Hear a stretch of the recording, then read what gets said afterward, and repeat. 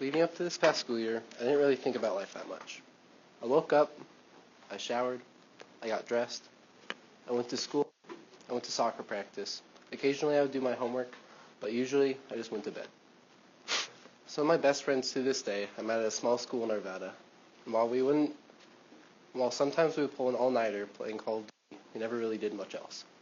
It was a cycle I was used to, and at the time I loved it. Then a couple summers ago, two of my best friends and I went on our first 14er. Now, by show of hands, who here has hiked a 14er? Well, for those of you who haven't, they're the most terrible, crazy, beautiful thing Colorado has to offer. According to REI, hiking a 14er can take anywhere from 8 to 15 miles and have an elevation change of nearly 6,000 feet. Oh, and the summit looks something like this. While it was difficult, exhausting, left me sore, hiking this 14er may have been some of the most fun I've ever had. And why?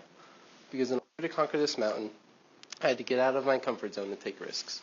Because of that, I now have the confidence to push limits, set new goals, and encourage others to do the same.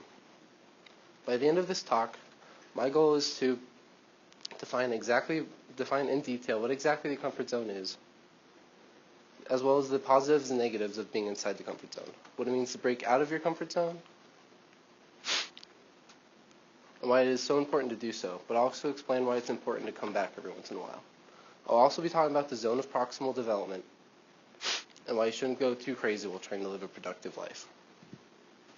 Now, everyone has seen those motivational posters to go out there and test boundaries, but they never explain the importance of why. I mean, I don't know about you guys, but if I had to pick between a weekend filled with hard work, maybe to write a TED Talk, or lounging around, I think it's safe to say that we would all choose the latter. Well, to help explain this, in 1908, two psychologists, Robert Yerkes and John Dodson, published a scientific journal called The Relation of Strength of Stimulus to Rapidity of Habit Formation.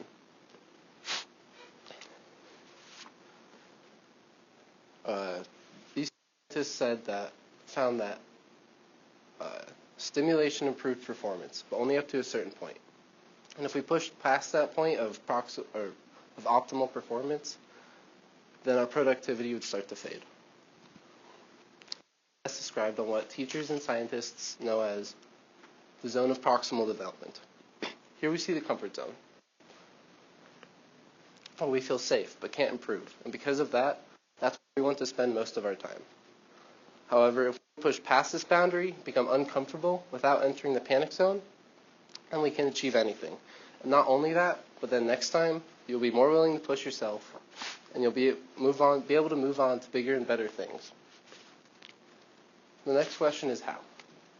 If I want to be here, but I need to be here, then how can I get there?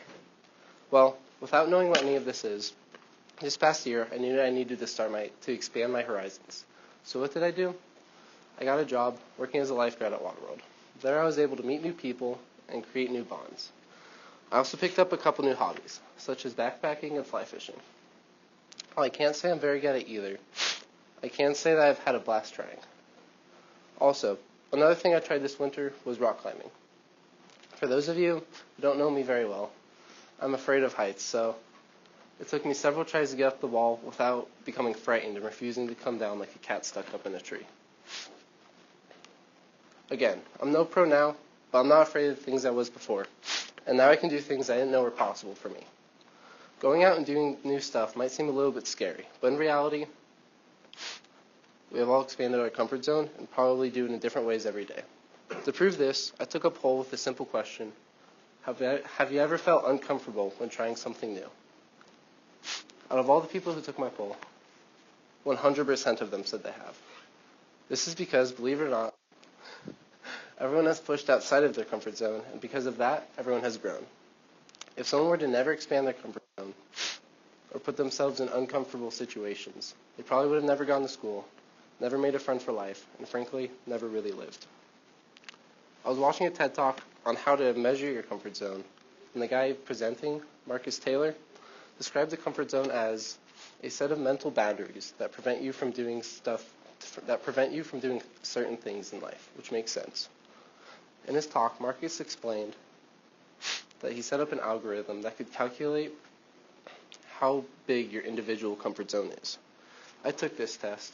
I got a 56 out of 100.